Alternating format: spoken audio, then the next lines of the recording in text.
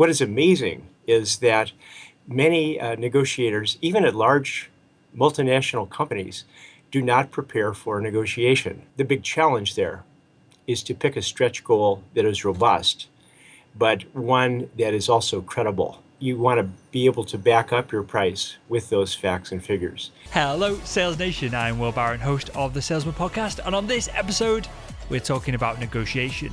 And we have genuinely one of the world's leading experts in this field, George Siedel, on today's episode.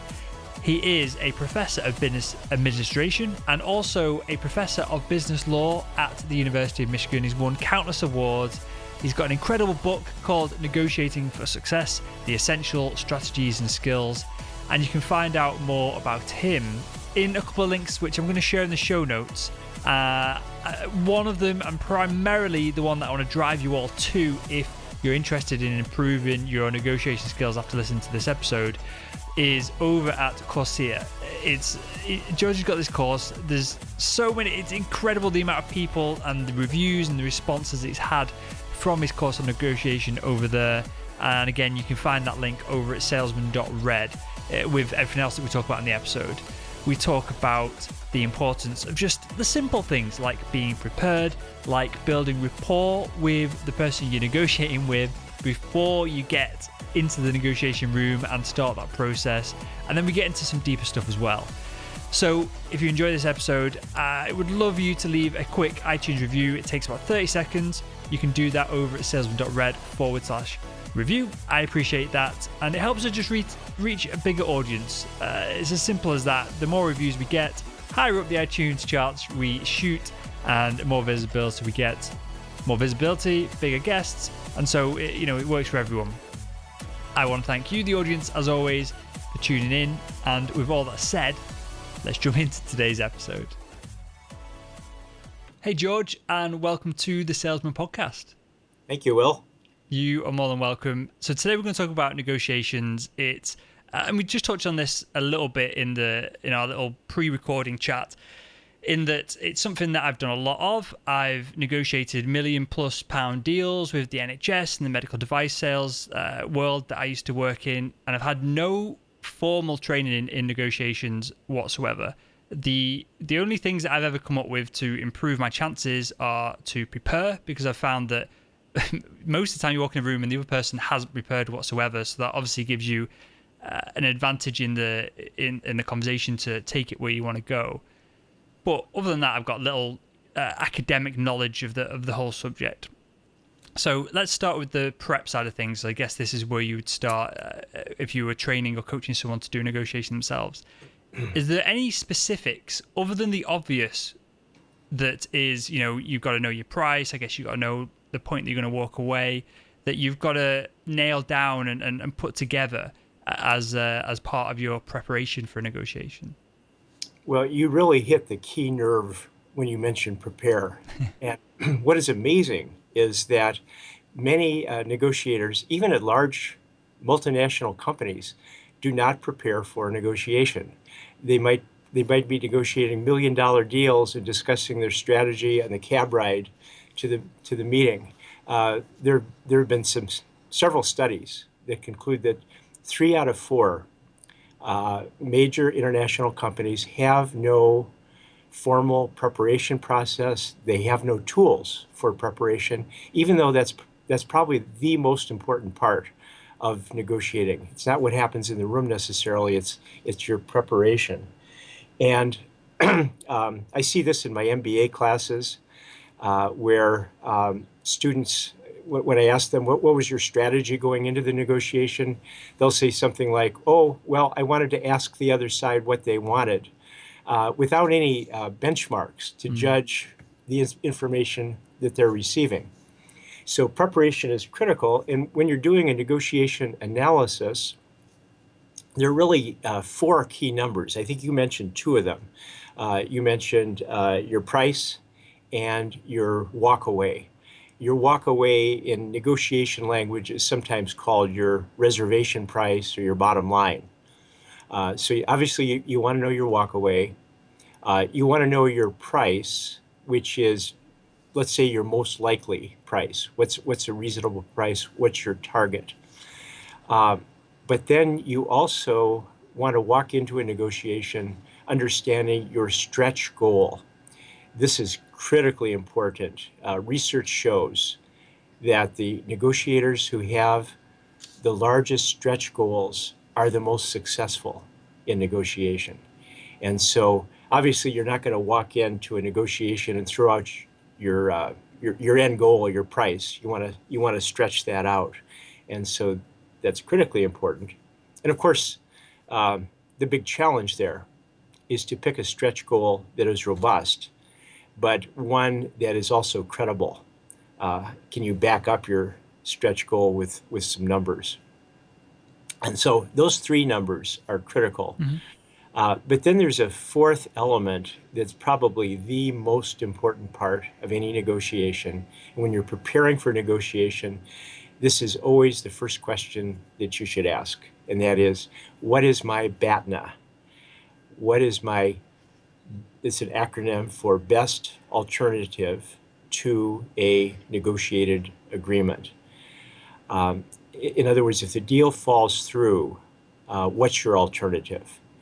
And this is critically important because this is what gives you power in a negotiation. Let's come on to that in a second, because we could probably spend about 5 hours discussing BATANA in itself, and I don't want to I don't want to skip over the other three steps that you mentioned then. So price is this, and I want to get really practical with this. So excuse me if I'm dumbing it down slightly. And this is for myself rather than for the audience, I'm sure. But is your price, when you're putting that together, is that as simple as just knowing the facts and the figures so that when someone asks you a question, you've got an answer and you've got it written down, perhaps in some document there as well? Sometimes it's as simple as that. If you have the facts and figures, that's great. You want to be able to back up your price with those facts and figures. In some cases, though, if you're dealing with a unique commodity, a unique service, you might not have those facts and figures. And so there's always the question that's critical in a negotiation: who should throw out the first price? And the basic rule of thumb, if you ask anybody in business that question, and I'm sure you've heard this before, they'll always say, let the other side throw out the first price. Well, I challenge that. In my teaching and in my book, I talk about the psychology of negotiation, and I list a number of psychological tools that people can use. And one of the most powerful is anchoring. You can throw out a random number to somebody, and their mind anchors on that number in estimating price or whatever. So what's the message from anchoring as it relates to price? Well, if you don't know the value of something, if it's uncertain, follow the conventional wisdom. Let the other side throw out the first price, because that's a way that you can use to gather information. However, if you do have the facts and figures you're talking about, then you throw out the first number, but try to anchor the other side to your number. That first number you throw out is going to develop the anchoring effect I'm talking about.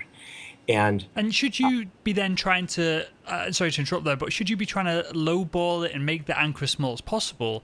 Or should you be, and again, this isn't for every case, I'm sure, or should you be reasonable, realistic, and use it as an opportunity to build trust with the person that you're negotiating with? Well, that goes back to this question of stretch goal.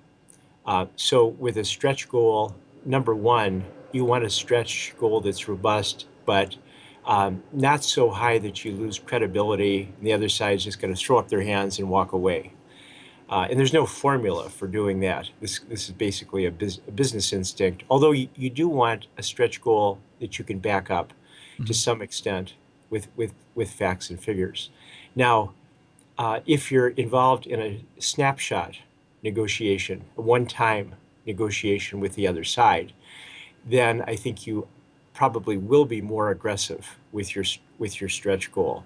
If it's part of a long-term business relationship, I think there's a tendency to be less aggressive because it's part of the relationship that you're beginning to build. And come on to number 2, and then we'll go back to stretch goal. Because again, if I keep it in order, I won't get lost myself. Then the walk away, or how did you, the reservation price, is how you described it? Yes, yeah. Negotiation researchers talk about reservation pricing. It's an economics term. What's your reserve price? Okay. Yes. From that perspective, then, I think a lot of salespeople, they perhaps don't have control necessarily over the pricing of the product, but they can offer value adds. They can, things are bundled together. Perhaps they can offer discounts, that kind of thing. So that might be out of the reach for some of the listeners. When we're talking about negotiations in general, and this is a loaded question, a leading question, I'm sure, but is price the only thing that is really being negotiated, or is it just, because we've talked a lot about it so far, or is that just part of the bundle of things that we can offer? And where I'm going at with that is, should we be prepared to walk away on a whole bunch of instances other than just price alone? Well, I think you have to consider the whole package.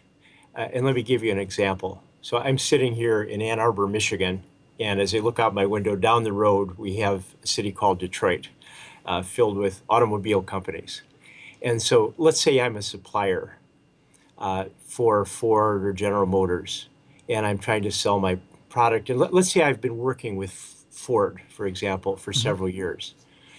And Ford is going to walk into the negotiation to renew the contract with a very strong BATANA, very strong alternatives to continuing their work with me. They're going to have 5 other suppliers sitting in the waiting room who would love their business.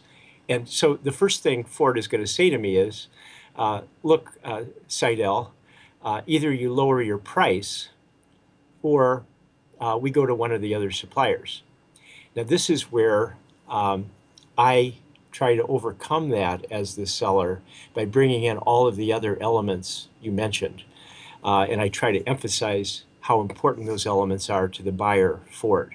I'm going to say to Ford, look, we've worked together for many years. I produced products very reliably, on time, high quality. We've worked together in new product development. I understand your processes. I've worked with your people. You bring in all those other elements that basically, in negotiation language, you're casting doubt on the power of their alternatives and the power of their BATANA.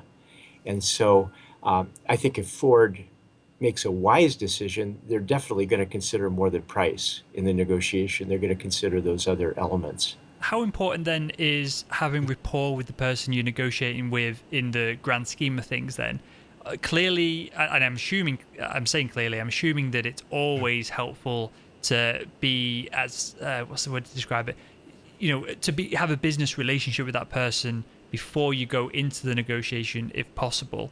Should we always strive then to put off any negotiations until we've spent a bit of time with the person that we're going to negotiate with, rather than just coming in from a colder perspective? We should absolutely establish a relationship. And this is something that's very difficult in some cultures. It's difficult, for instance, for Americans to hive off time to meet with the other side and just have a casual conversation unrelated to business.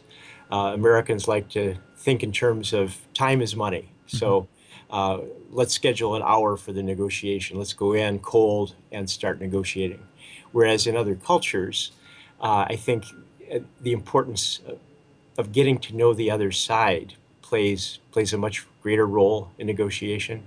But it isn't only Americans. I remember once I had a lawyer from Singapore in one of my executive courses, and she was in charge of free trade negotiations for Singapore. And she told me Singaporeans are very similar to Americans. So she brought her team of Singaporeans to India to negotiate a free trade agreement. And the Singaporeans walked in, wanted to get right down to business. Yeah. The Indian negotiators wanted to spend time getting to know them, completely fell apart. And so They went back to Singapore. They had some cross-cultural negotiation training from the former ambassador to India, went back to India, and this time they were successful. And I'm not. How can I phrase this without massively offending you, George? In that you've obviously had a long career in discussing all this. Over those years, have you seen changes in the way people negotiate because of globalization? Because of a salesperson can be selling a product from the States to the UK over video call and these kind of things, and deliverables are a lot easier in the digital age. Have you seen a shift and the boundaries and barriers of the cultures of negotiation breaking down, perhaps, as the world becomes more globalized? Well, at one point, I did quite a bit of research on email negotiations. And the bottom line question is, are they more effective than face-to-face negotiations? And my conclusion was that face-to-face, meeting in person, is still a little more effective. But of course, email is much less expensive. You don't have to, you avoid the travel costs. But one of the conclusions was that when you engage in electronic negotiations, you should still try to meet face-to-face at least once at the beginning of the relationship to get to know each other. That piece of it is still important. And then you get the best of both worlds. You can develop the relationship, but also have the efficiency. And when you say more effective, what do you measure that on? Is a more effective... so when you're going back and forth with these things, is it just mean that there was a conclusion that people were happy with in the end? Well, you could view more effective in terms of the big pie. Have you created a larger pie that benefits both sides? That's one measure of effectiveness. The other measure might look at the negotiation from the perspective of each side. So you could ask different questions to determine effectiveness. So coming on to the stretch goal, we're running out of time here. I've got so many questions on this, George. The stretch goal. Why don't we just go into a negotiation and say, hey, look, this is the best offer that I can do. Here's the pricing. It's set in stone. We know each other. We've built this rapport. There's no need to go back and forth and mess around here. This is the best I can physically do for you. Why does no one do that? Why do we always go in and try and use a stretch goal and try and get, swap the pieces of the pie around as you just described it then? Well, first of all, if we have a long-term relationship, we might actually use that approach. And second, even without a long-term relationship, some sellers do that. For instance, in the United States, the tradition is to negotiate the purchase price of a car, but some auto companies have tried pricing where there's no negotiation. This is our bottom line. But basically, if you walked into a negotiation, you and I were negotiating, and you said that to me. I would be nervous if I was sat opposite you across the table there, George. Oh, no. I'm not a good negotiator. That's why I teach negotiation. So if you said that to me, immediately my thought is, liar. I'm not going to believe you. That's just a negotiation tactic. I'm thinking, well, that's your starting point. So that's the danger, that people aren't going to believe that you're not playing the negotiation game. Okay, then. If you ever want to make somebody very upset, also, if I walk in and I throw out a price to you and you say, I'll take it, I accept your offer, that's the most upsetting thing that can happen. Because what am I thinking? I'm thinking, oh no, I set the price too low. I should have asked for something higher. Will accepted that immediately. So even if somebody says what you indicated, they said, this is it, this is the last one, you will offend them if you don't play the negotiation game a little bit and try to reduce the price or increase it depending on whether you're a seller or buyer. And I don't know how you'd even study this, but obviously people have been negotiating throughout the ages forever. Is there something, I don't know how to describe the psychology or how it would work on the lines of evolution or anything like that, but is negotiation something that's built into humans and it's something that we've always done and something that we strive to do from some kind of survival front? Well, that's a big question. I know pieces of negotiation have existed forever. In fact, pieces of negotiation are what distinguish us from other forms of animals. The anthropologist Richard Leakey, for instance, has concluded that what distinguishes us from animal life is when we first began to share food and tools. And this relates directly to a negotiation tactic called reciprocity, where if I give you something, then you, as a human being, feel the need to return the favor. So if I make a concession in one piece of our negotiation, there's a human tendency on your part to give in on another issue. Okay, we're going to touch on that at the end of the show. Back to banter for a second then. How many, because I've always been confused about this. I get confused between this and the walk away. If I'm coming to a deal, a negotiation, should I always have, the alternative there on the table? Or should I have multiple alternatives? Or is it a more powerful position to be in to say, well, my alternative is I go to someone else, which is essentially walking away? I understand it all depends, which is a difficult one to answer, but is there a hack to this? Is there a one best way that works more often than not better than the others? Well, I would recommend, and I do this in my book, try not to make it too complicated. So why have multiple alternatives? Why not just focus on the best of your multiple alternatives? If they are truly alternatives, then you're not going to walk away to the weaker alternatives. So just focus on the best one, number one, make it simple. And then the other question is, do you really want to expose your BATANA to the other side? I think your question implied that you would tell your BATANA to the other side, but that is highly dependent on how strong your BATANA is. If you have a weak alternative, then you want to hide that alternative from the other side. They're going to probe and try to find out. If they're smart negotiators, they're going to probe and try to find out what your BATANA is. But I would try to conceal it if I have a weak BATANA. Concealing a weak BATANA, or I guess discovering the weak BATANA of the person you're negotiating with, the law of reciprocity of I guess giving a little bit to take a little bit elsewhere. Are there any other ways, and I hate to use this phrase, but to soften up the opponent kind of thing when you're in a negotiation? Are there any other tactics and practical things that we can be doing in the negotiations to, I guess the end conclusion is to get something that works on both sides. But if you're dealing with someone who's particularly tough, like some procurement people that I've dealt with in the past, in the medical advice world, they are trained to just do nothing, especially within the NHS, but to negotiate on price. They don't care about the value adds, they don't care about the extra services, they don't care about, I've just spent 7 hours with a surgeon on a Saturday helping him out with equipment.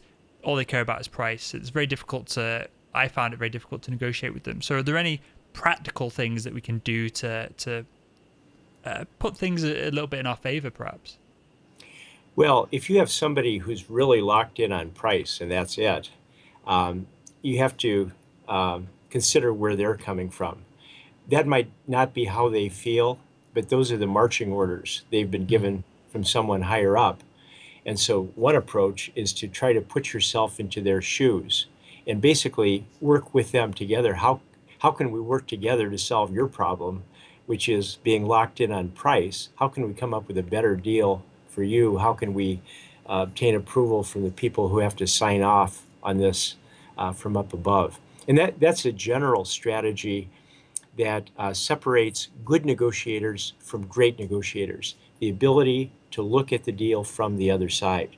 It's very difficult when you're walking into a negotiation to take that perspective. But I was having lunch recently with one of our Michigan graduates. He was a former CFO of Chrysler, and then he was a CFO of Apple. IBM. He was on the board of directors of Apple. And he had negotiated with leading people around the world. And over dinner, over lunch, I said, what is it that separates a a great negotiator from a good negotiator, and he didn't blink right away. He said, it's the ability to look at the financials from the other side. So I think that mindset is very important. And then there are other psychological tools that you might try. We've already talked about anchoring. That's a very powerful tool. We've talked about reciprocity.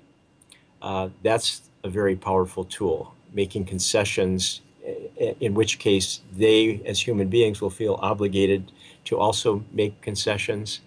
There's something called the contrast principle that might be useful in certain situations where, well, let me give you a simple example. When I bought my first house, a real estate agent took me to a house that was probably the ugliest house I've ever seen, and completely run down, had a high price. I said, not interested. Yeah. Then she took me to a second house, very attractive, but also run down, high price, not interested. And then a third house, attractive, well-maintained, high price. I said, I'll take it. Well, she had used the contrast principle on me. And realtors call these setup properties, where she set me up by showing me the weaker alternatives. Had she taken me to the third house first, I would have said not interested because of the high price. But because of the setup, through the contrast principle, the third alternative looked the best. What happens when you know what's going on? So I think this is going to happen more and more in that as sales becomes more of a profession where people are trained and there's more accreditation and that kind of thing, which it should have had 50 years ago.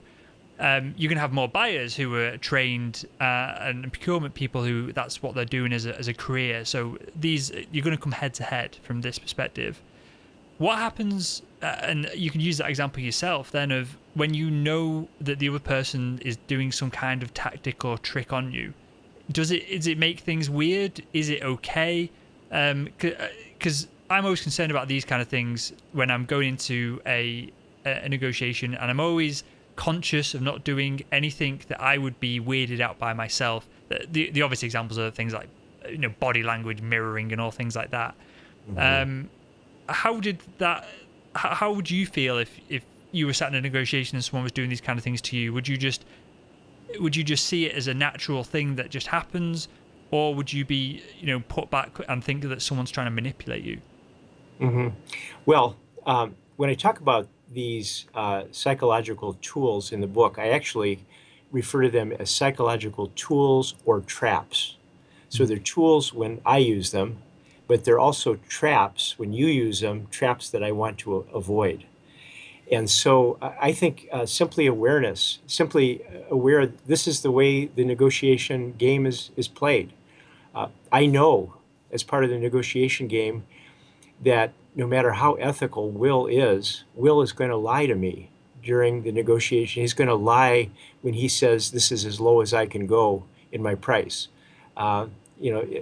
Typically he can go lower. And so that's just part of the negotiation game. And so when somebody on the other side tries to use anchoring, my challenge is to realize what's going on and to try to avoid the anchoring trap, to try to prevent my mind from locking in on that number, which is a very powerful effect on my brain. That's the challenge. And let me just put that into context. So when I'm doing I still sell, for context for you, I still sell the ad space on the podcast, so that I'm constantly selling and I can experiment with all this, and I write it up in blog posts as we go along. So something that I'm going to have to experiment on is I always go into a negotiation with potential partners with the conversation and the mindset that, look, our CPM, the price per 1,000 downloads for each show to sponsor the show is this. I don't budget I don't move from it, and that's just what it is. Am I putting myself at a disadvantage then from what you're saying? Should I say, look, it's this, which is $10 higher, allow them to knock me back to where I want to be, which is the firm rates that I won't move from anyway? By doing that, am I making the deal better for them because they think that they've won when in reality they haven't? Well, number one, I would look at industry practice. What's the standard MO here in terms of pricing? If other people in the industry are giving the flat price and that's it, sort of like walking into a retail store, then you probably don't want to change that. That'll put them off if you're not following that practice. But otherwise, with any negotiation, you know, the general rule is you never want to start at your reservation price. You never want to start at your bottom line. You always want to start not even with your target goal, but with your stretch goal. And so that would be the general. You could the general rule, and you could try it. You could experiment a little bit. Yeah, I will do. I've got a couple. So this show, I'll probably have closed these deals by the time this show comes out and the audience who are listening to this listen to it. So I'll make a note in the show notes of how it went. I've got a couple of sales calls this week, so I'll do that and I'll experiment. And if I end up charging more than what I plan to, or whatever the twist and tails are about, I'll write it up in a blog post. That'd be really fascinating. And I don't know if you, but if the people you're dealing with read the blog post, that could be a little dicey. Well, yeah, but I go into it. And I'm open and clear everything that we do in the conversations that I have. Well, I always go back and ask. So if someone agreed to it, I always go back to them and ask if I can write about them in the blog post. They get publicity of 50, 60,000 people seeing the post. And we're not charging crazy amounts of money. It's not like they're spending an extra $1 million with us, which would be lovely. So I think that the publicity outweighs anything else from them. So we'll see where it goes. And if not, I'll just blame you, George. And then any poor relationships I get, I'll just say, George told me to do this. And it's massively backfired on me. Thank you, Will. I appreciate the publicity. No, not at all. Okay, George, I've got one final question to ask everyone that comes on the show. I know you are not a out-and-out salesperson, but you'll still be able to answer it, I'm sure. If you could go back in time and speak to your younger self, what would be the one piece of advice you'd give him to help him become better at sales? To help him be better at sales, I think the number one piece of advice is to develop your listening skills. Listening skills are important not only in negotiation, but in any walk of life. Very important in leadership. But as you know, Will, information is power in a negotiation. And so the more information you can gather through asking questions and listening, the better off you'll be. I think this is the number one misconception people have about negotiation. They think in a negotiation, my goal is to try to persuade the other side to adopt my position. Whereas the great negotiators are the ones who are listeners, who understand the interests of the other party and then can build a larger pie based on those interests. That's why God gave us 2 ears and only 1 mouth, so that we can listen better. I love it. George, I want you to tell us a little bit about your book, and then also something that I hadn't come across before, we'll link to in the show notes as well, the course and what you're doing online as well. That sounds absolutely fascinating. Well, the book is called Negotiating for Success, and I was very pleased and even surprised that it was so well received. It reached number 1 on the Amazon bestsellers list, and it came out 1.5 years ago, and it's still up among the top bestsellers. But it basically talks about the concepts we've discussed here today, how to do a negotiation analysis that includes things like BATANA, what to do when you're in the negotiation, how to use the psychological tools, how to use BATANA as a source of power by improving your BATANA or weakening the other side's BATANA. So the book includes all of those elements. And then in addition to the book, I've done what's called a Mooc, which stands for Massive Open Online Course. And this Mooc is offered by Coursera, which is a partnership between the University of Michigan and other leading schools like Stanford and Princeton. And so anyone can sign up. It's entirely free. If you want to, you can buy a certificate. If you pass the final exam, you can get a University of Michigan certificate showing that. It's something to put on your resume. But in the Mooc, I include these concepts, but I also give people a chance to test their negotiation skills. They can pair up with a learner from another part of the world. So Will, sitting in Leeds, England, can pair up with a Chinese executive and negotiate over Skype as we're talking here. And then it includes an evaluation from the other side. What is Will good at negotiation? How can he improve? And then I have a debriefing video. So the videos, I think, are around 8 hours. If people want to, they could watch a little bit each week. They're broken up into small segments, or they could binge watch. I've had people tell me that the course is as good as Breaking Bad or Game of Thrones. People who binge watched it.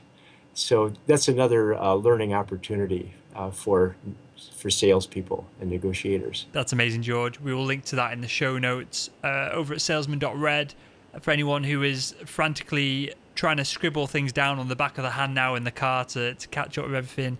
Everything will be in the show notes over at salesman.red. And with that, George, genuinely, you are more than welcome to come back on the show anytime, because I can out of these 4 points, we could do a whole show on each one of them, I think. And I'll hold up my notes here. I'm sure the screen can see it. Absolutely pages and pages of scribbles. So I genuinely appreciate your time. And with that, George, I just want to thank you again for joining us on the Salesman Podcast.